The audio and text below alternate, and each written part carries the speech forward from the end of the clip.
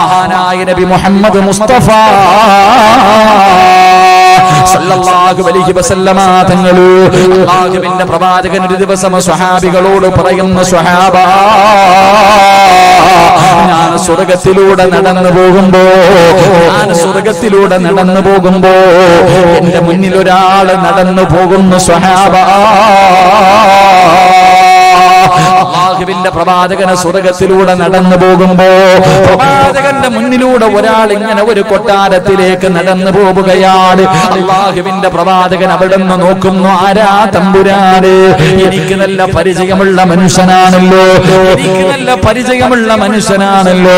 അല്ലാഹുവിന്റെ പ്രവാചകൻ അവിടെ നിന്ന് അത്ഭുതത്തോടുകൂടി നോക്കുമ്പോ അവിടെ നിന്ന് ചോദിക്കുന്നു, ജിബ്രീലേ, ആരാ ജിബ്രീലേ? ആ പോകുന്ന മനുഷ്യൻ ആരാണ് ജിബ്രീലേ?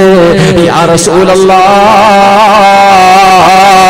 മഹാനായ സയ്യിദുനാ ബിലാൽ,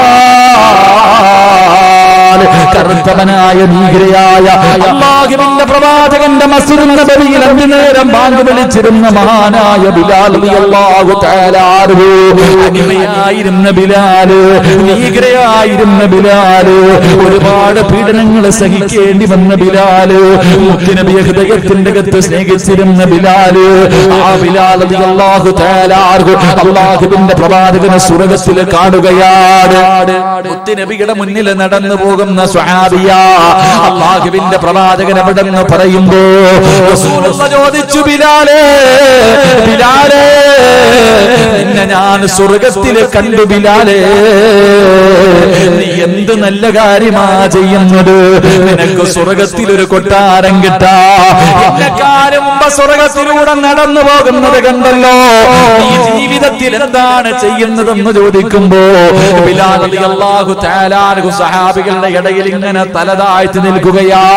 ഒന്നുമില്ല നബിയേ, ഈ ബിലാലിന്റെ കയ്യിൽ സ്വർഗ്ഗം കിട്ടാറൊന്നുമില്ല നബിയേ. അല്ലാഹുവിന്റെ പ്രവാചകൻ ചോദിച്ചു, പ്രത്യേകമായിട്ട് എന്തെങ്കിലും ചെയ്യുമോ? യാ റസൂലല്ലാഹ്, ബിലാൽ റളിയല്ലാഹു തആല അൻഹുവിന് ഒരു സ്വഭാവമുണ്ടായിരുന്നു. മലക്കുകളെ കൂട്ടുകാരനാക്കാൻ പറ്റുന്ന രണ്ടാമത്തെ സൽക്കർമ്മം എന്തെന്നറിയോ? ബിലാലിനൊരു സ്വഭാവമുണ്ടായിരുന്നു. എപ്പോഴും ഉടുവെടുക്കുമായിരുന്നു. മുറിഞ്ഞു കഴിഞ്ഞാൽ അപ്പോൾ തന്നെ ഉടുവെടുക്കുമായിരുന്നു. അല്ലാഹുവേ, ദായിമല്ലോടുകൂടി നടക്കുന്ന സ്വഹാബിയ. അത് നടത്തമാണെങ്കിലും കഥാ ഉറക്കമാണെങ്കിലും എപ്പോഴും ഉടുവോടുകൂടി നടക്കുന്ന സ്വഹാബിയ. അല്ലാഹുവിന്റെ പ്രവാചകൻ അവിടെ നിന്ന് പറഞ്ഞു, ബിലാലേ, അതിനു പകരമാണ് നിനക്ക് അല്ലാഹു ഈ പ്രതിഫലം തന്നതെന്ന് നബി മുഹമ്മദ് മുസ്തഫ സല്ലല്ലാഹു അലൈഹി വസല്ലമ തങ്ങൾ പറയുമ്പോ എപ്പോഴും നീ ഒന്നുവെടുത്തിട്ട് നടക്ക്, എപ്പോഴും ഒന്നുവെടുത്തിട്ട് നടക്ക്. വെറുതെയല്ലല്ലോ അല്ലാഹുവിന്റെ റസൂൽ ഒന്നുവെടുക്കാൻ പറഞ്ഞത്. മഹാനായ അബൂ ഹുറൈറ റളിയല്ലാഹു തആല അൻഹു പറയുകയാണ്, പള്ളിയിൽ നമസ്കരിക്കുന്നതിന് പോകുന്ന സമയത്ത് പോലും നേരെ ചൊവ്വ ഒന്നുവെടുക്കാത്തവരാ. അല്ലാഹുവേ, നമസ്കരിക്കാൻ പോകുന്ന സമയത്ത് പോലും നേരെ ചൊവ്വ ഒന്നുവെടുക്കാത്തവര് ഒന്നുവിന്റെ പ്രതിഫലം എന്തെന്നറിയുമോ? ഒന്നുവെടുത്താൽ അല്ലാഹു നിനക്ക് തരുന്ന പ്രതിഫലം എന്താണ്? അബൂ ഹുറൈറ റളിയല്ലാഹു തആല അൻഹു പറയുകയാണ്, അല്ലാഹുവിന്റെ പ്രവാചകന്റെ മുന്നിലേക്ക് ജിബ്രീൽ എന്ന മലക്കും 70,000 മലക്കുകളുമായി ഇറങ്ങി വരികയാണ്. ഒരു സിംഹാസനം കൊണ്ട് നബിയുടെ മുന്നിലേക്ക് 70,000 മലക്കുകളുടെ നേതൃത്വത്തിൽ അതാ ജിബ്രീൽ കടന്നു വന്നു. പ്രവാചകന്റെ മുന്നിൽ സ്വർണ്ണ സിംഹാസനം കൊണ്ടുവച്ചു. ജിബ്രീൽ എന്ന മലക്ക് കയറിയിരുന്നു. എന്നിട്ട് തന്റെ ചിറക് കൊണ്ട് ഭൂമിയിലടിക്കുകയാണ്. അടിച്ച സ്ഥലത്ത് നിന്ന് വെള്ളം ഇങ്ങനെ പൊട്ടി വരികയാണ്. മഹാനായ ജിബ്രീൽ അലൈഹിസ്സലാം അവിടെ നിന്ന് ഉടുവെടുത്ത് കാണിച്ചു കൊടുത്തു, നബിയേ, യാ റസൂലല്ലാഹ്, എങ്ങനെയാണ് ഉടുവെടുക്കേണ്ടതെന്ന് പ്രവാചകനെ കാണിച്ചു കൊടുക്കുകയാണ്. അല്ലാഹുവിന്റെ റസൂലിനെ പഠിപ്പിച്ചു കൊടുത്തു. എന്നിട്ട് അല്ലാഹുവിന്റെ പ്രവാചകൻ ജിബ്രീൽ ചെയ്തതുപോലെ ഉടുവെടുക്കുകയാണ്. എന്നിട്ട് പറഞ്ഞത് മറക്കല്ലേ ചെറുപ്പക്കാരാ, പള്ളിയിൽ പോയി ഉടുവെടുക്കുന്ന സമയത്ത് നീ ചിന്തിക്കേണ്ട ഒരു കാര്യമുണ്ടടാ പൊന്നുമോനെ. ഉസ്താദേ, ജീവിതത്തിൽ ഒരുപാട് പാപങ്ങൾ ചെയ്തവനാണ്. കള്ളു കുടിച്ചു, വ്യഭിചരിച്ചു, പലിശ തിന്നു, എത്രയോ വഖത്തുകൾ മുടക്കി, ഒരുപാട് ജീവിതത്തിൽ ചെയ്യാൻ പാടില്ലാത്തത് പലതും ഞാൻ എന്റെ ജീവിതത്തിൽ ചെയ്തു പോയി. എവിടെ കൊണ്ട് കഴുകിക്കളയണമെന്നറിയില്ല ഉസ്താദ് എന്ന് പറയുന്ന ചെറുപ്പക്കാരാ, പാപം കഴുകിക്കളയാൻ പറ്റുന്ന ഒരു എളുപ്പവഴി ഞാൻ പറഞ്ഞു തരാ. മുത്തുനബി പറഞ്ഞതെന്തെന്നറിയോ? മുത്തുനബി പറഞ്ഞതെന്തെന്നറിയോ? സഹാബാ, ഞാൻ കാണിച്ചു തന്നതുപോലെ നിങ്ങൾ ആരെങ്കിലും ഒളിവെടുത്താൽ നിങ്ങൾ ചെയ്ത പാപങ്ങൾ അല്ലാഹു പുറത്തു തരും സഹാബാ. ഒളിവെടുക്കുന്ന സമയത്ത് നിന്റെ കൈ കഴുകുമ്പോ, നിന്റെ കണ്ണ് കഴുകുമ്പോ, നിന്റെ കാല് കഴുകുമ്പോ, നിന്റെ വാ കഴുകുമ്പോ, പടച്ചവനെ നിന്റെ ജീവിതത്തിൽ ചെയ്തു പോയ പാപങ്ങൾ മുഴുവനും ഒളിവെടുക്കുന്ന സമയത്ത് അല്ലാഹു പുറത്തു തരുമെന്ന് പ്രവാചകൻ പറയുമ്പോ, സഹോദരാ എപ്പോഴും ഒന്നുകൂടി നടക്കണേ, ഒന്നുകൂടി നടക്കണേ, ഒന്നുകൂടി കിടന്നുറങ്ങണേ. അല്ലാഹുവിന്റെ പ്രവാചകൻ അവിടെ നിന്ന് പറയുകയാണ്, മൻബാത ത്വാഹിറൻ മൻബാത ത്വാഹിറൻ ബാത ഫീ ശിആരിഹി മലകുൻ ലാ യസ്തൈഖിലു സഅതൻ മിൻ ലൈൽ. ഏതെങ്കിലും ഒരു മനുഷ്യൻ ഒന്നുകൂടി കിടന്നുറങ്ങിയാൽ, ഏതെങ്കിലും ഒരു മനുഷ്യൻ ഒന്നുവെടുത്തിട്ട് കിടന്നുറങ്ങിയാൽ, അല്ലാഹുവേ നിന്റെ തലയുടെ ഭാഗത്തൊരു മലക്ക് വന്ന് നിൽക്കുകയാ. ഒരു മലക്ക് നിന്റെ കാവല് നിൽക്കുകയാണ്.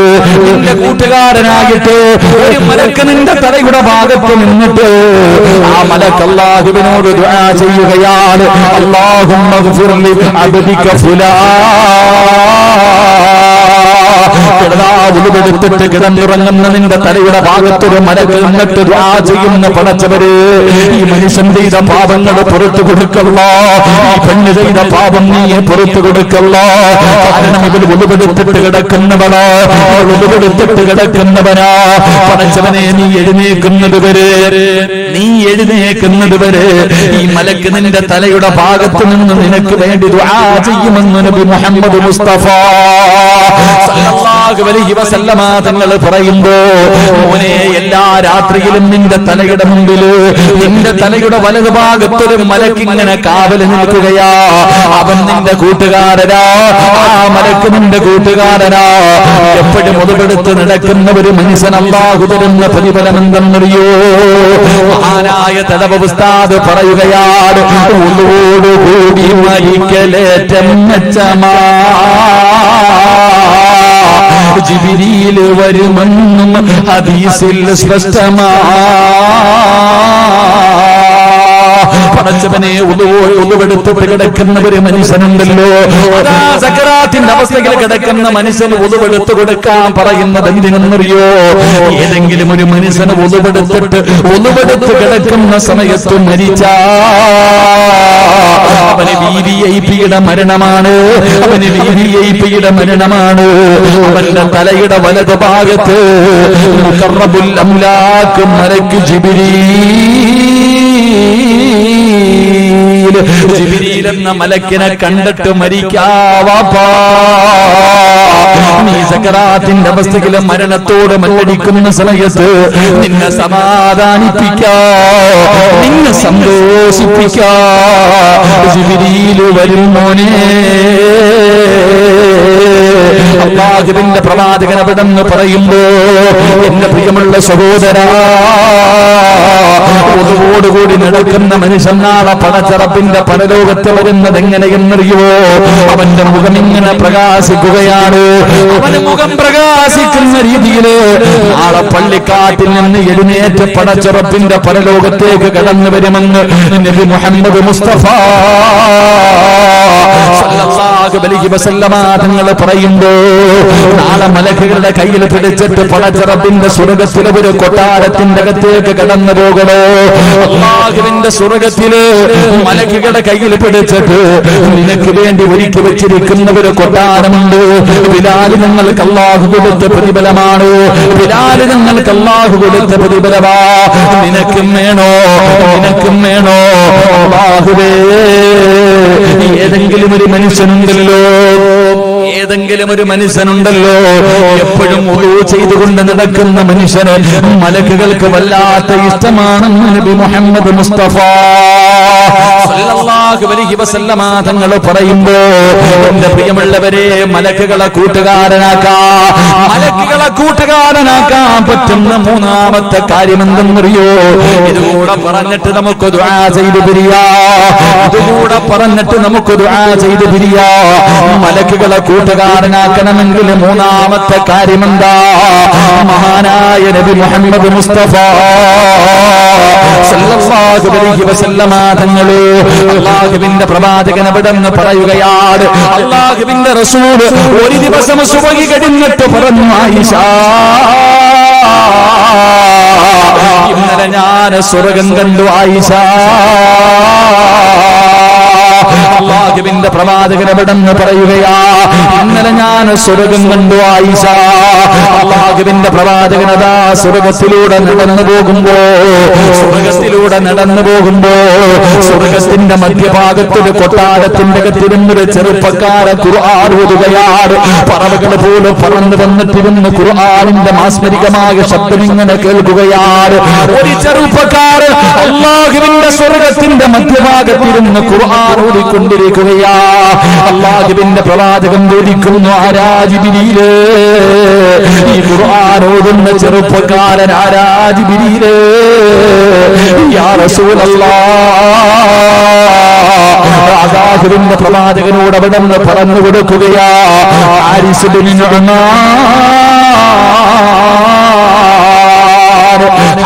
ബിൻ നുഅ്മാൻ എന്ന് പറയുന്ന സ്വഹാബിയാണ്. അല്ലാഹുവിന്റെ റസൂൽ പറയുകയാ, റഅയ്തു ഫിൽ ജന്ന ബാരിഹ വസമിഅ സൗത ഖാരിയൻ. അല്ലാഹുവിന്റെ പ്രവാചകൻ സ്വർഗ്ഗത്തിലൂടെ നടന്നു പോകുമ്പോ സ്വർഗ്ഗത്തിന്റെ മധ്യഭാഗത്ത് ഒരു ചെറുപ്പക്കാരൻ ഖുർആൻ ഓതിക്കൊണ്ടിരിക്കുകയാണ്. റസൂലുള്ളാഹി ചോദിക്കുന്നു, ആരാ ജിബ്രീലേ? അത് ഹാരിസ ബിൻ നുഅ്മാൻ റളിയല്ലാഹു തആല അൻഹുവാണ്. അല്ലാഹുവിന്റെ റസൂൽ ചോദിച്ചു, എന്റെ ഹാരിസിനെ നിനക്കെങ്ങനെ അറിയാം? ജിബ്രീലേ, എന്റെ ഹാരിസിനെ നിനക്കെങ്ങനെ അറിയാം? യാ റസൂലല്ലാഹ്, അവിടെന്ന് പറഞ്ഞതെന്തെന്നറിയോ? അല്ലാഹു സ്വർഗ്ഗത്തിലെ ഭക്ഷണം കൊടുക്കുന്ന സ്വഹാബിയാണ് നബിയേ.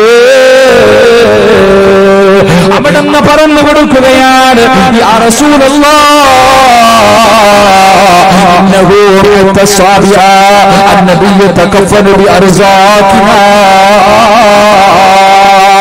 അല്ലാഹുവിന്റെ പ്രവാചകൻ സല്ലല്ലാഹു അലൈഹി വസല്ലമ തങ്ങളോട് പറഞ്ഞു കൊടുക്കുകയാണ്, നബിയേ, ഈ സഹാബിക്ക് അല്ലാഹു സ്വർഗ്ഗത്തിലെ ഭക്ഷണം വെച്ചിട്ടുണ്ട്. ഈ സ്വഹാബിക്ക് അല്ലാഹു സ്വർഗ്ഗത്തിലെ ഭക്ഷണം വെച്ചിട്ടുണ്ട്. അല്ലാഹുവിന്റെ പ്രവാചകൻ സല്ലല്ലാഹു അലൈഹി വസല്ലമ തങ്ങൾ ഇത് പറയുമ്പോ അല്ലാഹുവിന്റെ പ്രവാചകനോട് ആയിഷ ബീവി റളിയല്ലാഹു തആല അൻഹയോട് പറഞ്ഞു കൊടുക്കുകയാണ്. പ്രവാചകൻ ചോദിച്ചു, ജിബ്രീലേ, സ്വർഗ്ഗത്തിന്റെ മധ്യഭാഗത്ത് ഈ സ്വഹാബി ഇരുന്ന് ഖുർആൻ ഓതുകയാണ്. അല്ലാഹുവേ, ഈ മനുഷ്യൻ അല്ലാഹു സ്വർഗ്ഗത്തിലെ ഭക്ഷണം തയ്യാറാക്കി വെച്ചിട്ടുണ്ട്. ഇത് കിട്ടാനുള്ള കാരണം എന്താ? യാ റസൂലല്ലാഹ്, മാതാപിതാക്കളെ സ്നേഹിച്ചതിന് അല്ലാഹു കൊടുത്ത പ്രതിഫലമാണെന്ന് നബി മുഹമ്മദ് മുസ്തഫ. നബി മുഹമ്മദ് മുസ്തഫ സല്ലല്ലാഹു അലൈഹി വസല്ലമ തങ്ങൾ സ്വർഗ്ഗത്തിലൂടെ നടന്നു പോകുമ്പോ സ്വർഗ്ഗത്തിന്റെ മധ്യഭാഗത്ത് ഒരു കൊട്ടാരത്തിന്റെ അകത്തിരുന്നിട്ട് ഒരു ചെറുപ്പക്കാരൻ ഖുർആൻ ഓതുക. അല്ലാഹുവിന്റെ റസൂൽ ചോദിച്ചത്, ആരാ? നബിയെ, അങ്ങയുടെ സഹാബി ഹാരിസയ. എങ്ങനെ അറിയ ഹാരിസയാണെന്ന്? അവിടെന്ന് പറഞ്ഞു, നബിയെ, അല്ലാഹു സ്വർഗ്ഗത്തിൽ ഭക്ഷണം കൊടുക്കാൻ കാത്തിരിക്കുന്ന സഹാബിയാണെന്ന് നബി മുഹമ്മദ് മുസ്തഫ. ഉറക്കെ നബി മുഹമ്മദ് മുസ്തഫ.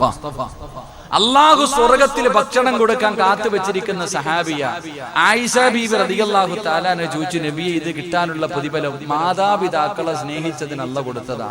ആയിഷ ബീബി റളിയല്ലാഹു തആല അൻഹ ചോദിച്ചു, നബിയെ, എല്ലാവരും മാതാപിതാക്കളെ സ്നേഹിക്കുന്നുണ്ട്, ഈ സഹാബിക്ക് മാത്രം ഇത് കിട്ടാൻ? നിങ്ങളെല്ലാവരും, ഞാനും നിങ്ങളും എല്ലാവരും മാതാപിതാക്കളെ സ്നേഹിക്കുന്നവരാ.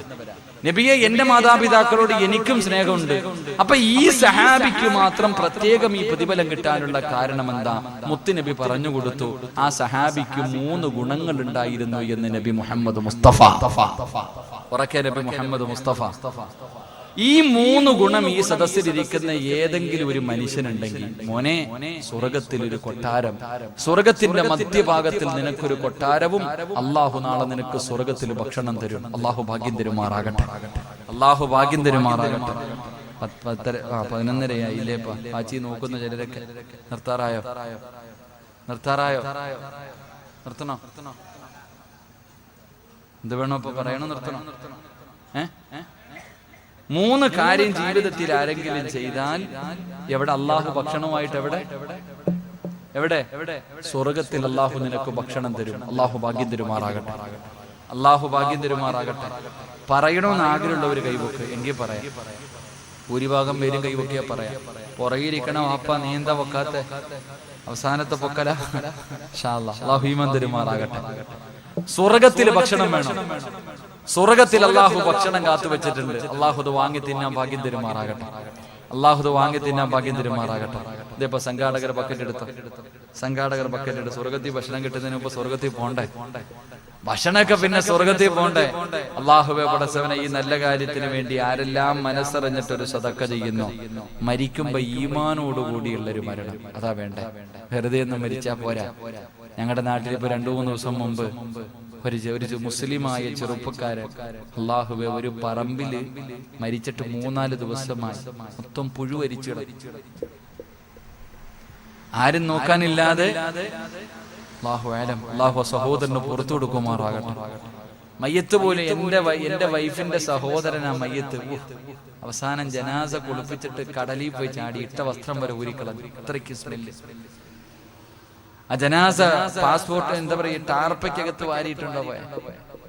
അവസാനം ഞാൻ ചോദിച്ചോ പറഞ്ഞു, വീട്ടിൽ നേരെ പോയി ഇട്ടിരുന്ന ആ ചെറുപ്പക്കാരൻ പറഞ്ഞു പുതിയ ഉടുപ്പായിരുന്നല്ലേ ഇട്ടിരുന്ന പുതിയ വസ്ത്രം, കാരണം അത്രയ്ക്കും ദുർഗന്ധം. അള്ളാഹു നമ്മളെയൊക്കെ കാത്തുരക്ഷിക്കുമാറാകട്ടെ. എന്റെ പ്രിയമുള്ളവരെ, മനസ്സറിഞ്ഞിട്ടൊരു സദക്ക കൊടുത്തു. അള്ളാഹു നിങ്ങൾക്ക് നല്ല മരണം തരും. അള്ളാഹുവേ എന്റെ മരണം നീ നന്നാക്കി തരണേ പടച്ചവനെ. വെള്ളിയാഴ്ച രാവിലെ ഒരു മരണം തരണേ, മരിക്കുന്ന സമയത്ത് സ്വർഗം കണ്ട് മരിക്കാൻ ഭാഗ്യം തരണേ എന്ന നിയത്തോടെ മനസ്സറിഞ്ഞിട്ടൊരു സദക്ക ചെയ്യും. അള്ളാഹു സ്വീകരിക്കുമാറാകട്ടെ. ബിസ്മില്ലാഹ്. സ്വല്ലല്ലാഹു അലാ മുഹമ്മദ്.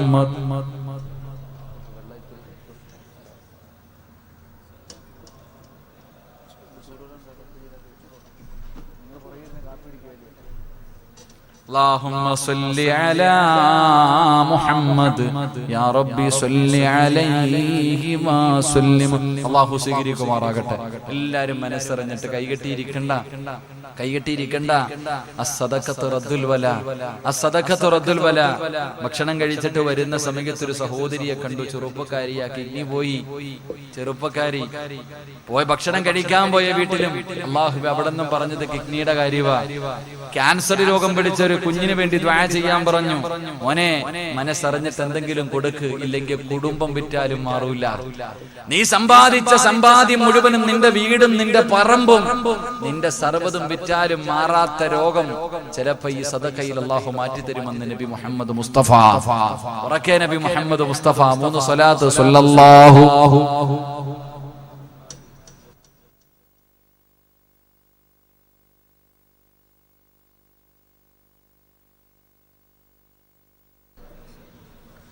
اللهم صل على محمد يا ربي صل عليه وسلم. മഹാനായ നബി മുഹമ്മദ് മുസ്തഫ സല്ലല്ലാഹു അലൈഹി വസല്ലമ തങ്ങളോട് ആയിഷ ബീവി റളിയല്ലാഹു തആല അൻഹ ചോദിച്ചു, യാ റസൂലല്ലാഹ്, അല്ലാഹുവിന്റെ നബിയേ, ഈ സ്വഹാബിക്ക് മാത്രം അല്ലാഹു ഈ പ്രതിഫലം കൊടുക്കാനുള്ള കാരണം എന്താണെന്ന് അല്ലാഹുവിന്റെ പ്രവാചകനോട് ചോദിക്കുമ്പോ മുത്തുനബി അവിടെ നിന്ന് പറഞ്ഞു കൊടുക്കുകയാ. ഈ സദസ്സിലിരിക്കുന്നവര്, മാതാപിതാക്കള് വീട്ടിലുള്ളവര്, ഉമ്മയോ വാപ്പയോ വീട്ടിലുള്ള ഓരോ മക്കളും പഠിക്കുന്നതിന് വേണ്ടി പറയുകയാ, എന്റെ ശബ്ദം കേൾക്കുന്ന പെങ്ങളെ, നിനക്ക് അല്ലാഹു സ്വർഗത്തിലെ ഭക്ഷണം തരും മോളെ. അല്ലാഹു നിനക്ക് സ്വർഗത്തിലെ ഭക്ഷണം തരും. നാളെ പടച്ച റബ്ബിന്റെ സ്വർഗത്തിന്റെ മധ്യഭാഗത്ത് നിനക്ക് അല്ലാഹു ഒരു കൊട്ടാരം തരും മോളെ. മുത്തുനബി അവിടെ നിന്ന് പറഞ്ഞു, ആയിഷ, ആ സ്വഹാബിക്കുണ്ടായിരുന്ന 3 ഗുണങ്ങളിൽ ഒരു ഗുണമെന്തെന്നറിയോ? അല്ലാഹുവിന്റെ റസൂൽ പറയുന്നു, കാന യുത്ഇമുഹാ ബിയദിഹി. അല്ലാഹുവിന്റെ റസൂൽ അവിടെന്ന് പറയുന്നു, ആയിഷ, ആ സ്വഹാബിക്കുണ്ടായിരുന്ന ഒരു ഗുണമെന്തെന്നറിയുമോ? നമുക്കെല്ലാവർക്കും നമ്മുടെ ഉമ്മ ഭക്ഷണം വാരി തന്നിട്ടുണ്ട്, നമ്മുടെ വാപ്പ നമുക്ക് ഭക്ഷണം വാരി തന്നിട്ടുണ്ട്. മാതാപിതാക്കള് വാരിത്തരുന്ന ഭക്ഷണം കഴിച്ചിട്ടാണ് ഞാനും നിങ്ങളും എല്ലാവരും വളർന്നത്. എങ്കിൽ അല്ലാഹുവിന്റെ പ്രവാചകൻ പറഞ്ഞു, ആയിഷ, ആ സ്വഹാബിക്ക് അല്ലാഹു ഈ പ്രതിഫലം കൊടുക്കാനുള്ള കാരണം എന്തെന്നറിയുമോ? അല്ലാഹു ആ സ്വഹാബിക്ക് ആ പ്രതിഫലം കൊടുക്കാനുള്ള കാരണം എന്തെന്നറിയോ? സ്വന്തം ഉമ്മയ്ക്ക് ഭക്ഷണം വാരി കൊടുക്കുന്ന മോനായിരുന്നു എന്ന് നബി മുഹമ്മദ് മുസ്തഫ സല്ലല്ലാഹു അലൈഹി വസല്ലമ തങ്ങൾ പറയുമ്പോ, എന്റെ പ്രിയമുള്ളവരെ, ഈ സദസ്സിലിരിക്കുന്ന ആരാണ് തന്റെ ഉമ്മയ്ക്ക് ഭക്ഷണം വാരി കൊടുക്കുന്നത്? ഈ സദസ്സിലിരിക്കുന്ന മക്കൾ, ഞാനും നിങ്ങളും. അല്ലാഹുവേ, വീട്ടിൽ ഉമ്മയുണ്ട്, വാപ്പയുണ്ട്, അവര് നമുക്ക് എത്രയോ പ്രാവശ്യം ഭക്ഷണം വാരി തന്നിട്ടുണ്ട്. എങ്കിൽ ഈ സദസ്സിലിരിക്കുന്ന ഏത് മോനാണ് തന്റെ ഉമ്മയ്ക്കൊന്ന് ഭക്ഷണം വാരി കൊടുക്കുന്നത്? ഈ സദസ്സിലിരിക്കുന്ന ഏതു മകനാണ്? എന്റെ ശബ്ദം കേൾക്കുന്ന പെങ്ങള്, ജീവിതത്തിലെ ഈ ദിവസത്തിന്റെ ഈ സമയം വരെ നിന്റെ കൈ കൊണ്ട് നിന്റെ ഉമ്മയ്ക്ക് നീ ഒരുരുള ഭക്ഷണം വാരി കൊടുത്തിട്ടുണ്ടോ? സഹോദരി, ചെറുപ്പക്കാരാ, ചിന്തിക്കുമോനെ. പ്രായം പിടിച്ച, രോഗം പിടിച്ച പ്രായമായ ഉമ്മ നിന്റെ വീട്ടിലുണ്ടല്ലോ, നിന്റെ വാപ്പ നിന്റെ വീട്ടിലുണ്ടല്ലോ. ഒരിക്കലെങ്കിലും നിന്റെ ഉമ്മയ്ക്ക് നീ ഒരുരുള ഭക്ഷണം വാരി കൊടുത്തിട്ടുണ്ടോ? സമയമില്ലല്ലോ ചെറുപ്പക്കാരാ. ഉമ്മാനെ തിരിഞ്ഞു നോക്കാൻ, വാപ്പാനെ തിരിഞ്ഞു നോക്കാൻ, ആ പാപങ്ങൾ കിടക്കുന്ന റൂമിലൊന്ന് പോയിട്ട് സുഖമാണോ എന്നെങ്കിലും ചോദിക്കാൻ എന്റെ പ്രിയമുള്ളവരെ, എനിക്കും നിങ്ങൾക്കും സമയമില്ലാതെ പോകുമ്പോ, സഹോദരാ, നീ ചോദിക്കും, ഉസ്താദേ, ഞാൻ വാരിക്കൊടുത്താൽ എന്റെ ഉമ്മ കഴിക്കുവോ? ഒന്ന് ചോദിക്കണം ചെറുപ്പക്കാരാ, ഒന്ന് പോയിട്ട് ചോദിച്ചു നോക്കണം മോനെ. ഈ ഹദീസ് ഈ സഹാബിയുടെ ചരിത്രം ഞാൻ വായിച്ചപ്പോ എന്റെ ഉമ്മാന്റെ അടുക്കൽ ചെന്നിട്ട് ഞാൻ ചോദിച്ചു, ഉമ്മ, ഞാൻ നിങ്ങൾക്കൊന്ന് ഭക്ഷണം വാരി തരട്ടെ? എനിക്കൊരാഗ്രഹമുണ്ട് ഉമ്മ, എനിക്കൊരാഗ്രഹമുണ്ട്. ഒരിക്കലെങ്കിലും എന്റെ ഉമ്മാൻ എനിക്കൊന്ന് ഭക്ഷണം വാരി കൊടുക്കണം. പടച്ചവനെ, ഒന്ന് ചോദിക്കണം ചെറുപ്പക്കാരാ. ഉമ്മാന്റെ മുന്നിലൊന്ന് നീ ചോദിക്കുമ്പോ നിന്റെ ഉമ്മാന്റെ കണ്ണ് നിറയുന്നത് നിനക്ക് കാണാം. എന്റെ പൊന്നുമോൻ എന്നെ മറന്നില്ലല്ലോ. 100 വട്ടം സമ്മതിക്കും ചെറുപ്പക്കാരാ. അല്ലാഹുവേ, പ്രവാചകൻ സല്ലല്ലാഹു അലൈഹി വസല്ലമ തങ്ങൾ പറയുകയാണ്, ഈ സ്വഹാബിക്ക് അല്ലാഹു സ്വർഗ്ഗത്തിലെ ഭക്ഷണം കൊടുക്കാനുള്ള കാരണം എന്തെന്നറിയോ? ആ സ്വഹാബി തന്റെ കൈകൊണ്ട് ഉമ്മയ്ക്ക് ഭക്ഷണം വാരി കൊടുക്കുമായിരുന്നു എന്ന് നബി മുഹമ്മദ് മുസ്തഫ സല്ലല്ലാഹു അലൈഹി വസല്ലമ തങ്ങൾ പറയുമ്പോ, ഈ പാവപ്പെട്ടവന്റെ വഅദ് കേൾക്കാൻ വന്ന ഓരോ മക്കളും ഇന്ന് വീട്ടിലേക്ക് കടന്നു ചെന്നിട്ട്, എന്റെ പ്രിയമുള്ളവരെ, വാപ്പയുണ്ടോ, ജീവിച്ചിരിപ്പുണ്ടോ, ഉമ്മ ജീവിച്ചിരിപ്പുണ്ടോ? മോനെ, എപ്പോഴെങ്കിലും സ്നേഹത്തോടെ നിന്റെ ഉമ്മയുടെ ചാരത്ത് ചെന്നിരുന്നിട്ട് ചോദിക്കണം, ഉമ്മ, എനിക്കൊരുരുള ഭക്ഷണം ഉമ്മാന് വാരിത്തരണമെന്ന് വല്ലാത്ത കൊതിയുണ്ട്, എനിക്കൊരാഗ്രഹമുണ്ട്. എന്റെ ഉമ്മായിക്കും വാപ്പായിക്കും ഞാനെങ്ങാണം എന്റെ കൈകൊണ്ട് ഭക്ഷണം വാരിക്കൊടുത്താ അല്ലാഹു എനിക്ക് സ്വർഗ്ഗത്തില് ഭക്ഷണം തരും ഉമ്മ. അല്ലാഹുവിന്റെ പ്രവാചകൻ അവിടെന്ന് പറയുന്നു, ആയിഷ, അല്ലാഹു സ്വർഗ്ഗത്തിൽ ഈ സ്വഹാബിക്ക് പ്രതിഫലം കൊടുക്കാനുള്ള ഒന്നാമത്തെ കാരണം ഉമ്മയ്ക്ക് സ്വന്തം കൈകൊണ്ട് ഭക്ഷണം വാരിക്കൊടുത്തത് കൊണ്ടാ. 2, അല്ലാഹുവിന്റെ പ്രവാചകൻ അവിടെന്ന് പറഞ്ഞു, ആയിഷ, വലം യസ്തഖിംഹിമ കലാമുൻ ഖത്തു. അല്ലാഹുവിന്റെ പ്രവാചകൻ അവിടെന്ന് പറയുന്നു, ആ സ്വഹാബി ഉമ്മയുടെ മുന്നിൽ ശബ്ദമുയർത്തി സംസാരിക്കാത്ത മകനായിരുന്നു. എന്തേ എന്ന് പോലും ചോദിക്കൂല. ഉമ്മാന്റെ മുന്നിൽ ശബ്ദമുയർത്തി സംസാരിക്കാത്ത മകനായിരുന്നു ഹാരിസ് ഇബ്നു നുഅ്മാൻ. അല്ലാഹുവേ, ഈ സദസ്സിലിരിക്കുന്ന ഞാനും നിങ്ങളും സ്വന്തമായിട്ട് ആത്മാർത്ഥമായി ചെന്ന് ചിന്തിച്ചു നോക്ക്. നമ്മൾ ഉമ്മാന്റെ മുന്നിൽ എന്തെല്ലാം പറഞ്ഞു. പറഞ്ഞിട്ടുണ്ട്. ശബ്ദമുയർത്തി സംസാരിക്കുന്നത് പോയിട്ട് ഉമ്മാനെ ചീത്ത വിളിക്കുന്ന മക്കളില്ലേ, ഉമ്മാനെ തല്ലുന്ന മക്കളില്ലേ, ഉമ്മാനെ കുത്തുവാക്ക് പറയുന്ന മക്കളില്ലേ? പടച്ചവനെ, നിനക്ക് ദുആ ചെയ്ത് ജോലി കിട്ടി, പണമുണ്ടായി, ഭാര്യയായി, മക്കളായി, വീടായി, എല്ലാം നിനക്ക് നിന്റെ ഉമ്മയുടെയും വാപ്പയുടെയും ദുആ കൊണ്ട് എല്ലാം നിനക്ക് കിട്ടിയപ്പോ ഈ സദസ്സിലിരിക്കുന്ന ഓരോ മനുഷ്യനും, ഈ സ്റ്റേജിലിരിക്കുന്നവർ അല്ലെങ്കിൽ പുറത്തിരിക്കുന്നവർ, നിങ്ങളുടെ ഉമ്മയുടെയും വാപ്പയുടെയും ദുആ കൊണ്ടാണ് ഞാനും നിങ്ങളും എത്രയെത്തിയത്. ഇല്ല എന്ന് പറയാൻ ഒരാൾക്കും ധൈര്യമില്ല. ഈ പള്ളിയിലെ ഖതീബാകട്ടെ, ഈ സദസ്സിലിരിക്കുന്ന പ്രായമുള്ള ഹാജിയാക്കന്മാരാകട്ടെ, അല്ലെങ്കിൽ ബഷീർ സാഹിബാകട്ടെ, ഈ സദസ്സിലിരിക്കുന്ന ഞാനും നിങ്ങളും ഓരോ മനുഷ്യനും എന്റെയും നിങ്ങളുടെയും ഉമ്മയുടെ പ്രാർത്ഥന കൊണ്ടാണ്, വാപ്പയുടെ പ്രാർത്ഥന കൊണ്ടാണ് നമ്മൾ ഇത്രയും എത്തിയത്. പക്ഷേ ഇന്ന് നമ്മൾ ചെയ്യുന്നത് എന്തെന്നറിയോ? നമുക്ക് കൊട്ടാരം പോലെയുള്ള വീടായി, നല്ല ജോലിയായി, പരിവാരിയായി, മക്കളായി, ഇതെല്ലാമായി കഴിയുമ്പോ സ്വന്തം ഉമ്മാനോടും വാപ്പാനോടും പറയുന്ന വാക്കെന്തെന്നറിയോ? വല്ലതും കഴിച്ചിട്ട് ഈ വീടിന്റെ അകത്ത് മിണ്ടാതെ ഇരുന്ന് കൊള്ളണം. ഉമ്മയൊക്കെ കൽപ്പിക്കുകയാണ്, ഉമ്മയോട് കൽപ്പന, വാപ്പയോട് കൽപ്പന, മക്കളെ പറയുന്ന മാതാപിതാക്കളോട് വല്ലതും കഴിച്ചിട്ട് ഈ വീടിന്റെ അകത്ത് മിണ്ടാതെ ഇരുന്ന് കൊള്ളണം. അല്ലാഹുവിന്റെ റസൂല് പറഞ്ഞു, സഹാബാ, മക്കള് മാതാപിതാക്കളെ ഭരിക്കുന്ന കാലം കണ്ടാൽ ഒരു ലോക അവസാനത്തിന്റെ അടയാളമാണെന്ന് നബി മുഹമ്മദ് മുസ്തഫ സല്ലല്ലാഹു അലൈഹി വസല്ലമ തങ്ങൾ പറയുമ്പോ, അല്ലാഹു ഈ സ്വഹാബിക്ക് സ്വർഗ്ഗത്തിൽ ഭക്ഷണം കൊടുക്കാറുള്ള കാരണം എന്തെന്നറിയോ? ഒന്ന്, ഉമ്മാന് ഭക്ഷണം വാരി കൊടുക്കുമായിരുന്നു. രണ്ട്, ഉമ്മയുടെ മുന്നിൽ ശബ്ദമുയർത്തി സംസാരിക്കില്ല. മൂന്ന്, അല്ലാഹുവിന്റെ പ്രവാചകൻ അവിടെന്ന് പറയുന്നു, മൂന്ന്, അത്താകാല യസ്അലു മൻ ഇൻദഹാ ബഅദ അൻ യഖ്റുജ മാദാ ഖാലത് ഉമ്മീ. തന്റെ ഉമ്മാനെ കാണാൻ ആരെങ്കിലും വീട്ടിലേക്ക് കടന്നു വന്നിട്ട്, തന്റെ ഉമ്മാനെ കാണാൻ ആരെങ്കിലും വീട്ടിലേക്ക് കടന്നു വന്നിട്ട് അവിടെ നിന്ന് മടങ്ങി പോകുമ്പോ ഇറങ്ങി ഓടുകയാണ്. ഉമ്മ കാണാതെ വീട്ടിൽ വന്ന് ഉമ്മയെ സിയാറത്ത് ചെയ്തിട്ട് ഉമ്മയെ സന്ദർശിച്ചിട്ട് പോകുന്നവരുടെ പുറകെ ഓടുകയാണ്. ഓടിച്ചെന്നിട്ട് കയ്യിൽ പിടിച്ചിട്ട് ചോദിക്കും, എന്റെ ഉമ്മ വല്ല പരാതിയും പറഞ്ഞോ? എന്റെ ഉമ്മ വല്ല പരാതിയും പറഞ്ഞോ? എന്റെ ഉമ്മാൻ എന്തെങ്കിലും ഇവിടെ കുറവുണ്ടോ? ഉമ്മാനോട് ചോദിക്കാനില്ല, ഉമ്മ എന്നോടൊന്നും പറയാറില്ല. എന്റെ ഉമ്മാന്റെ ആഗ്രഹമൊന്ന് സാധിച്ചു കൊടുക്കാരാ? എന്റെ ഉമ്മയ്ക്ക് എന്തെങ്കിലും ആവശ്യമുണ്ടെന്ന് പറഞ്ഞോ? വീട്ടിൽ വന്ന് ഉമ്മാനെ കണ്ടിട്ട് പോകുന്നവരോട് ഈ സ്വഹാബി ചെന്ന് ചോദിക്കുമായിരുന്നു എന്ന് നബി മുഹമ്മദ് മുസ്തഫ സല്ലല്ലാഹു അലൈഹി വസല്ലമ തങ്ങൾ പറയുമ്പോ, സ്വന്തം ഉമ്മ ഇന്നത് വേണമെന്ന് പറഞ്ഞാലും നമ്മളിൽ പല മക്കളും വാങ്ങിക്കൊടുക്കാത്തവരാ. അതുകൊണ്ട് എന്റെ പ്രിയമുള്ളവരോട് പറയുകയാ, അല്ലാഹുവിന്റെ പ്രവാചകൻ സല്ലല്ലാഹു അലൈഹി വസല്ലമ തങ്ങൾ അവിടെന്ന് പറഞ്ഞു, സ്വഹാബാ, ഈ സ്വഹാബിക്ക് അല്ലാഹു സ്വർഗ്ഗത്തിൽ ഭക്ഷണം കാത്തുവെച്ചിരിക്കുന്നത് എന്തിനെന്നറിയോ?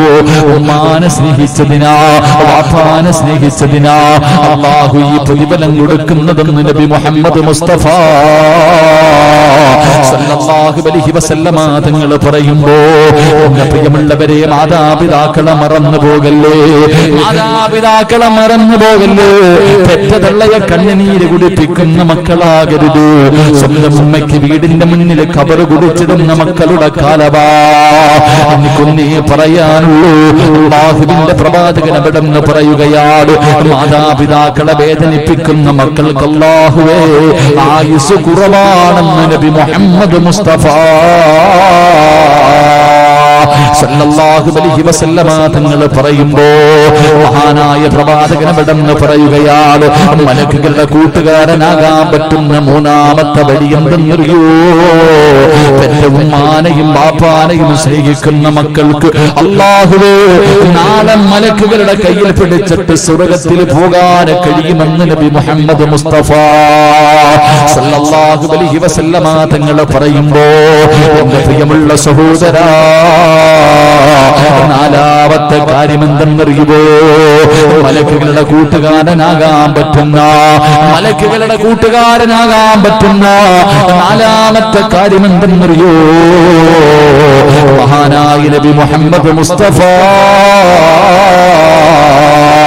സല്ലല്ലാഹു അലൈഹി വസല്ലമ തങ്ങളെ അല്ലാഹുവിന്റെ പ്രവാചകൻ ഒരു ദിവസം തന്റെ സ്വഹാബികളോട് അല്ലാഹുവിന്റെ പ്രവാചകൻ അവിടെന്ന് പറഞ്ഞു, സ്വഹാബാ, മുഅ്തത്ത് യുദ്ധം നടക്കുന്നതിന്റെ തലേ ദിവസമുണ്ടല്ലോ, അതാ മുഅ്തത്ത് യുദ്ധത്തിന് വേണ്ടി സ്വഹാബാക്കളെ തെരഞ്ഞെടുക്കുകയാണ്.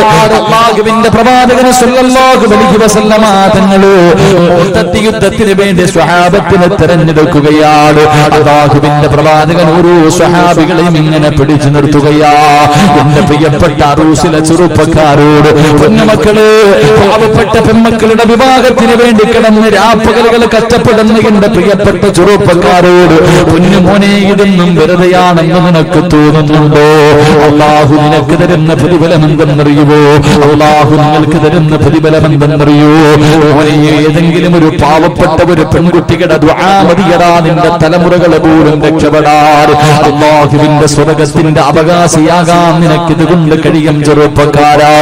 ഇതിന്റെയൊക്കെ പ്രതിഫലം കണ്ടുകൊണ്ട് മരിക്കാൻ കഴിയും ചെറുപ്പക്കാരാ.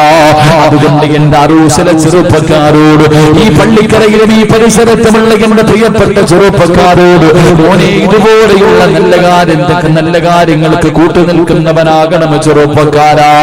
അല്ലാഹുവിന്റെ പ്രവാചകൻ സല്ലല്ലാഹു അലൈഹി വസല്ലമ തങ്ങൾ അതാ മുഅ്തത്ത് യുദ്ധത്തിന്റെ തലേ ദിവസം ഓരോ സ്വഹാബികളെ യുദ്ധത്തിന് വേണ്ടി തെരഞ്ഞെടുക്കുകയാ.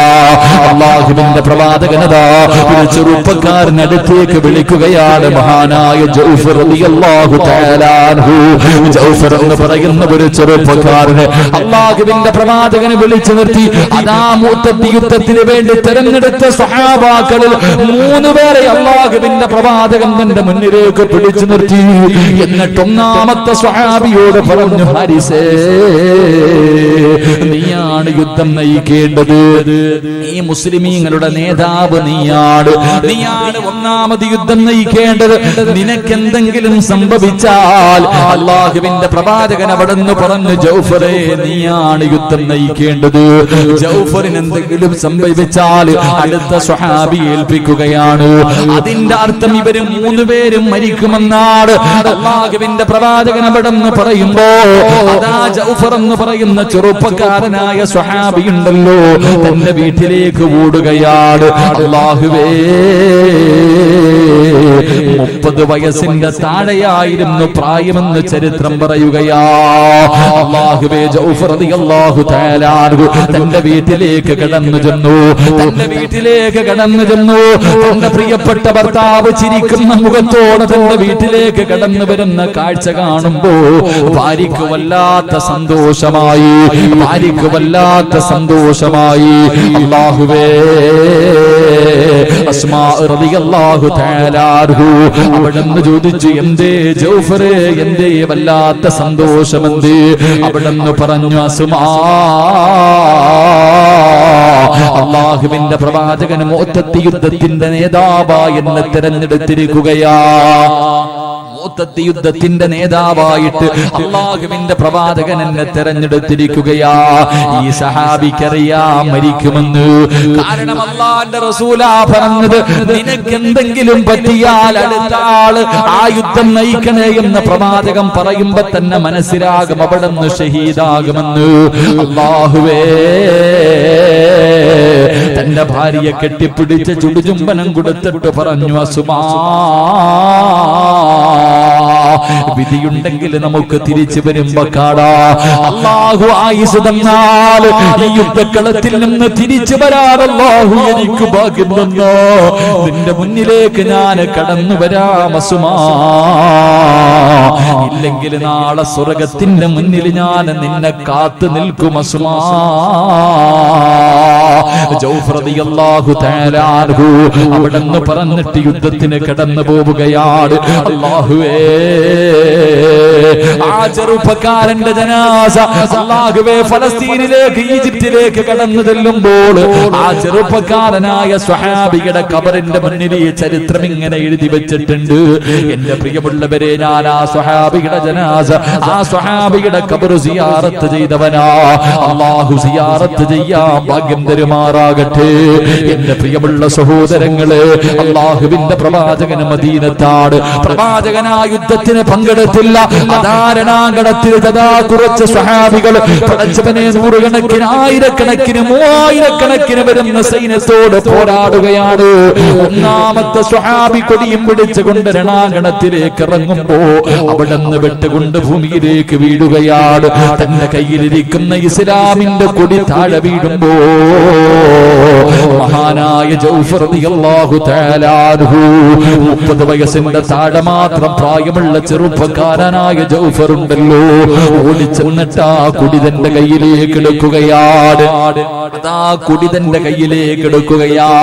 ആ സമയത്ത് നേതാവ് മരണപ്പെട്ടപ്പോ, നേതാവ് ഷഹീദായി വീഴുന്നത് കണ്ടപ്പോ മുസ്ലിമീങ്ങൾ അല്പം ഭയന്നു പോയി. ആ സമയത്ത് ജൗഫർ റളിയല്ലാഹു തആല അൻഹു വിളിച്ചു പറഞ്ഞു, സ്വഹാബാ, സ്വർഗത്തിന്റെ പരിമളം അടിച്ചു വീശുന്നു സ്വഹാബാ. കൊടി പിടിച്ചുകൊണ്ട് കുതിരയുടെ മുകളിൽ പടച്ചവനെ ജഅഫർ എന്ന് പറയുന്ന ചെറുപ്പക്കാര സൈന്യത്തിന്റെ മുന്നിലേക്ക് പാഞ്ഞു കയറുമ്പോ അവിടുത്തെ കൈ വലത് കൈയങ്ങ് വെട്ടിമുറിക്കുകയാ. അവിടുത്തെ വലത് കൈയടാ കൈപ്പത്തിയതാ വെട്ടിമുറിക്കുകയാണ്. കൊടി താഴെ വീണു. ജഅഫർ എന്ന് പറയുന്ന ചെറുപ്പക്കാരൻ ഇടത് കൈ കൊണ്ടതാ അതാ കൊടി പിടിക്കുകയാണ്. ഇടത് കൈയും വെട്ടിമുറിച്ചു. അല്ലാഹുവേ, താഴെ വീണ കൊടിയതാ മുറിഞ്ഞ രണ്ട് കൈകൾ കൊണ്ട് ഇങ്ങനെ ചേർത്ത് പിടിച്ചിട്ട് തന്റെ നെഞ്ചിന്റെ ഭാഗത്തേക്ക് ചേർത്ത് പിടിക്കുമ്പോ അല്ലാഹുവേ, ശത്രുക്കൾ 4 ഭാഗം ഇങ്ങനെ കടന്നു നിന്നിട്ട് 94 വെട്ടുണ്ടായിരുന്നു ചെറുപ്പക്കാരാ. ജൗഫർ റളിയല്ലാഹു തആല അൻഹുവിന്റെ ശരീരം മുഴുവനും വെട്ടിമുറിക്കുകയാണ്.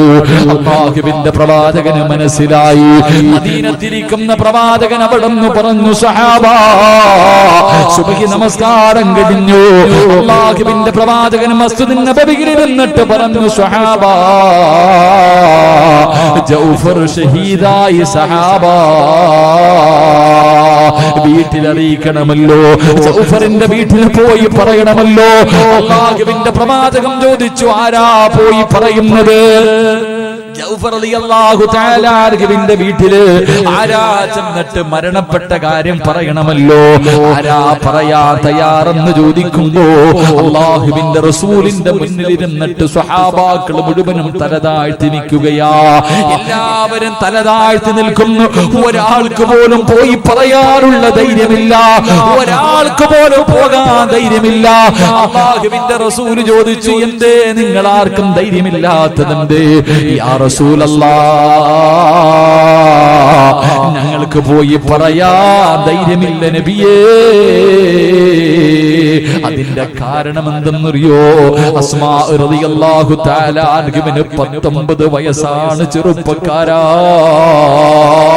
ജൗഫർ തങ്ങളുടെ ഭാര്യയുടെ പ്രായം എത്രയെന്നറിയോ? 19 വയസ്സാണുള്ളത്. 3 ആമക്കളാണുള്ളത്. 3 പേരും 10 വയസ്സിന്റെ താഴെ പ്രായമുള്ള, 10 വയസ്സിന്റെ താഴെ മാത്രം പ്രായമുള്ള 3 ആമക്കള്. 19 വയസ്സുള്ള ഒരു പെണ്ണ്. ഈ പെണ്ണിന്റെ മുന്നിൽ, ഈ 3 മക്കളുടെ മുന്നിൽ പോയിട്ട് നിന്റെ വാപ്പ ഷഹീദായെന്ന് പറയാ. ആ 19 വയസ്സുള്ള പെണ്ണിന്റെ മുന്നിൽ പോയിട്ട് നിന്റെ ഭർത്താവ് അതാ മൂത്തത്തിന്റെ രണാകണത്തിൽ 94 വെട്ടുകൊണ്ട് ഷഹീദായെന്ന് പറയാ. ഞങ്ങൾക്ക് ആർക്കും ധൈര്യമില്ല നബിയേ.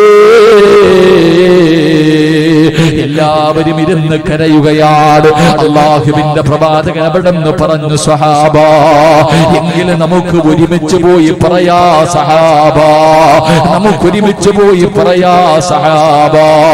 അല്ലാഹുവിന്റെ പ്രവാചകൻ സല്ലല്ലാഹു അലൈഹി വസല്ലമ തങ്ങളും സഹാബത്തും അവിടെന്ന് കടന്നു പോവുകയാണ്. അവിടെന്ന് കടന്നു പോവുകയാണ്. മഹാനായ ജൗഫർ റളിയല്ലാഹു തആല അൻഹുവിന്റെ വീട്ടിലേക്ക് കടന്നു പോകുമ്പോ അവിടെ നടക്കുന്ന സംഭവം എന്നറിയോ? യുദ്ധം കഴിഞ്ഞ് നാളെ സ്വഹാബികൾ തിരിച്ചു വരികയാണെന്ന് അസ്മാ റളിയല്ലാഹു തആല ജനങ്ങൾ പറയുന്നത് കേട്ടിട്ടറിഞ്ഞിരിക്കുകയാ. 3 മക്കളെയും രാവിലെ വിളിച്ചുണർത്തിയിട്ട് കുളിപ്പിച്ചു പുതുവസ്ത്രവും ധരിച്ച് നിർത്തിയിരിക്കുകയാണ്. വാപ്പ യുദ്ധം ജയിച്ചിട്ട് വരുമ്പോ കാണാ 3 മക്കളും പുതുവസ്ത്രങ്ങൾ ധരിച്ചിട്ട് കാത്തു നിൽക്കുകയാണ്. പ്രിയപ്പെട്ട ഭർത്താവിന് കഴിക്കുന്നതിന് വേണ്ടി 19 വയസ്സുള്ള ഭാര്യ ഭക്ഷണം ഉണ്ടാക്കിക്കൊണ്ടിരിക്കുകയാ. അല്ലാഹുവേ, ആ സമയത്താണ് അല്ലാഹുവിന്റെ പ്രവാചകനും സ്വഹാബികളും നടന്നു വരുന്നത്. മുത്തുനബിയും സ്വഹാബികളും നടന്നു വരുന്നത് മഹാനായ ജൗഫർ റളിയല്ലാഹു തആല അൻഹുവിന്റെ മക്കളങ്ങ് കാണുമ്പോ സുബ്ഹാനല്ലാഹ്, മുത്തുനബിയെ സ്നേഹിക്കുന്ന മക്കളാണല്ലോ. 10 വയസ്സിന്റെ താഴെ മാത്രം പ്രായമുള്ള 3 മക്കളും മുത്തുനബിയെ കാണുമ്പോ ഇറങ്ങി ഓടുകയാണ്. അല്ലാഹുവിന്റെ പ്രവാചകന്റെ മുന്നിലേക്ക് ഓടിച്ചെന്നു. റസൂലുള്ള 3 മക്കളെയും ഇങ്ങനെ കെട്ടിപ്പിടിക്കുകയാണ്. അല്ലാഹുവിന്റെ പ്രവാചകൻ ജൗഫർ റളിയല്ലാഹു തആല അൻഹുവിന്റെ 3 മക്കളെയും ഇങ്ങനെ കെട്ടിപ്പിടിച്ചു. ഭാര്യയുടെ കയ്യിൽ ഏൽപ്പിച്ചിട്ട് വിദേശത്ത് പോകുന്ന ചെറുപ്പക്കാരാ, മക്കളെ കയ്യിൽ ഏൽപ്പിച്ചിട്ട് വിദേശത്ത് പോകുന്ന ചെറുപ്പക്കാരാ, മോനെ, മഹാനായ ജൗഫറിന്റെ 3 മക്കളും അല്ലാഹുവിന്റെ റസൂലിന്റെ മുന്നിലേക്ക് കടന്നു വന്നു. മുത്തുനബി 3 മക്കളെയും ഇങ്ങനെ കെട്ടിപ്പിടിക്കുകയാണ്. അല്ലാഹുവിന്റെ റസൂലിന്റെ കണ്ണ് നിറഞ്ഞു. അല്ലാഹുവേ, 3 മക്കളും റസൂലുള്ളാഹിന്റെ പുറകിലേക്ക് തിരിഞ്ഞു നോക്കുകയാണ്. കാരണം മുത്തുനബിയുടെ പുറകിൽ എപ്പോഴും ജൗഫർ, അല്ലാഹുവേ, ഞങ്ങളുടെ പിതാവ് നബിയുടെ പുറകിൽ എപ്പോഴും ഉണ്ടാകും. 3 മക്കളും റസൂലുള്ളാഹിന്റെ പുറകിലേക്ക് തിരിഞ്ഞു നോക്കുമ്പോ തന്റെ വാപ്പയെ കാണാതെ വന്നപ്പോ അല്ലാഹുവിന്റെ പ്രവാചകൻ 3 മക്കളെയും ഇങ്ങനെ കെട്ടിപ്പിടിക്കുകയാണ്.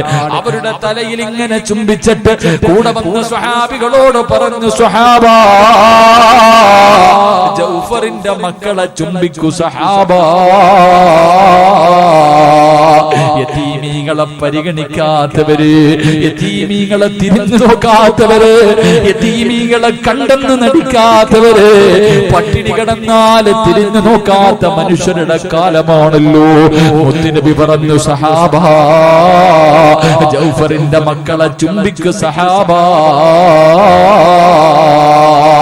19 വയസ്സുള്ള അസ്മാ റളിയല്ലാഹു തആല അൻഹു ഈ കാഴ്ച ഇങ്ങനെ കാണുമ്പോൾ അല്ലാഹുവിന്റെ റസൂല് തന്റെ പൊന്നാര മക്കളെ കെട്ടിപ്പിടിച്ച് ചുംബിച്ചിട്ട് സഹാബികളോട് ചുംബിക്കാൻ പറയുന്നത് കാണുമ്പോ ആ 19 വയസ്സുകാരിക്ക് മനസ്സിലായി തന്റെ ഭർത്താവ് പോയെന്ന്.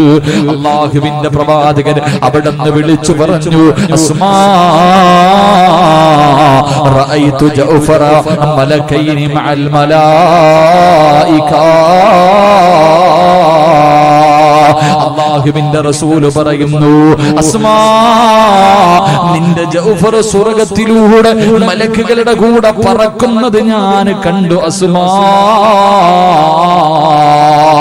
എന്റെ പ്രിയപ്പെട്ട പെങ്ങളെ, ഭർത്താവിന്റെ മരണവാർത്ത പറയാൻ വന്ന മുത്തുനബിയോട് ആ 19 വയസ്സുകാരി ചോദിച്ചത് എന്തെന്നറിയോ?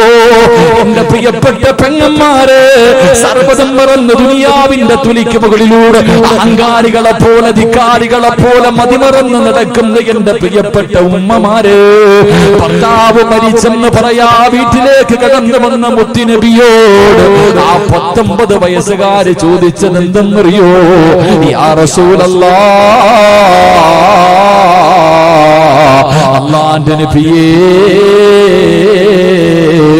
എന്റെ ജൗഫർ നോമ്പുകാരനായിട്ടാണോ മരിച്ചത്?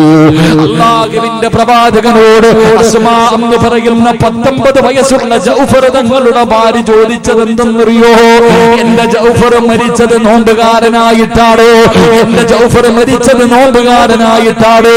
എന്റെ അസ്മാ ചോദിച്ചത്, എന്റെ അസ്മാ ചോദിച്ചത്, യാ റസൂലല്ലാഹ്, അല്ലാഹുവിന്റെ നബിയേ, എപ്പോഴും മണി മണിയറയ്ക്കകത്ത് കിടക്കുമ്പോൾ എന്റെ മടിത്തട്ടിൽ കിടന്നിട്ട് ജൗഫർ റളിയല്ലാഹു തആല അൻഹു പറയുമായിരുന്നു, അസ്മാ എനിക്കൊരാഗ്രഹമുണ്ട്, അസ്മാ എനിക്കൊരാഗ്രഹമുണ്ട്.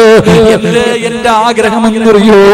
എനിക്ക് നാളെ പടച്ച റബ്ബിന്റെ മുന്നിലിരുന്ന് നോമ്പ് തുറക്കണം അസ്മാ.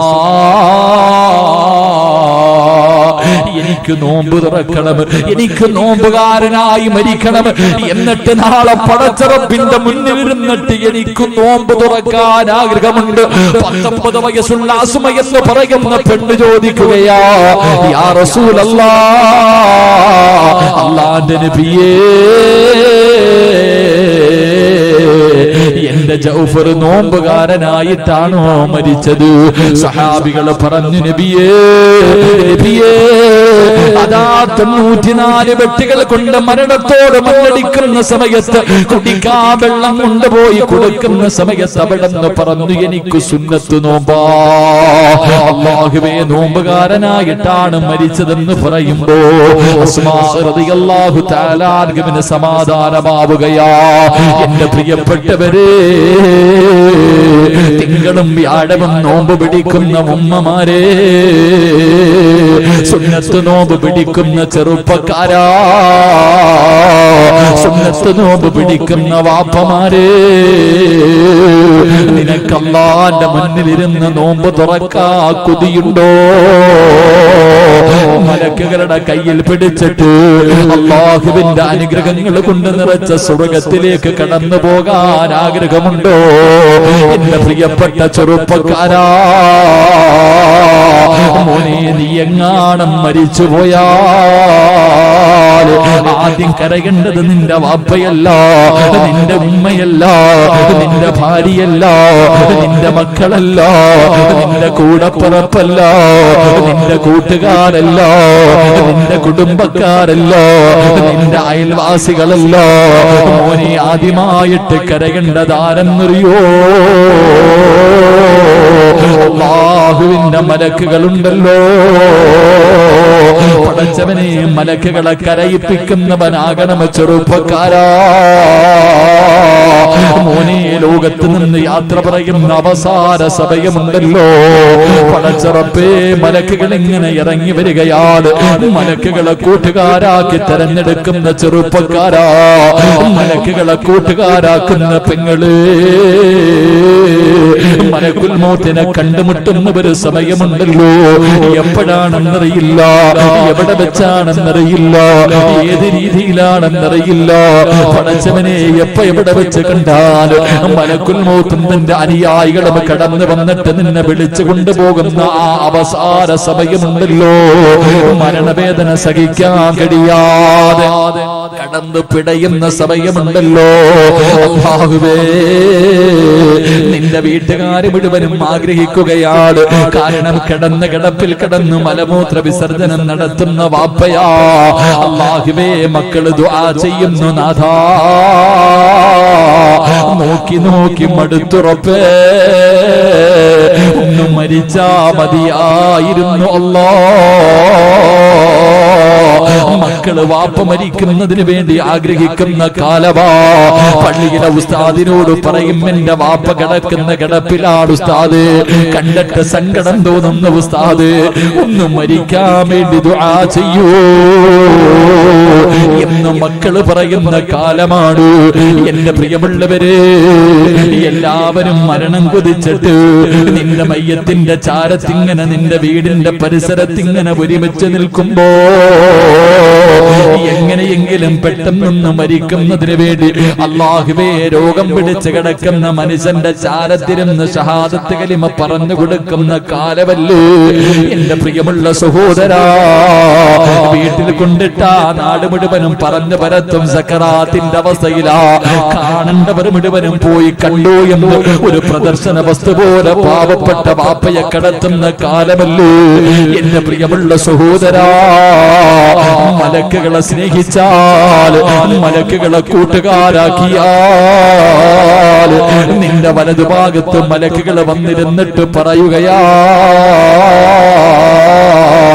ലാ ഇലാഹ ഇല്ലല്ലാഹ് മലക്കുകൾ നിനക്ക് ഷഹാദത്ത് കലിമ പറഞ്ഞു തരികയാണ്.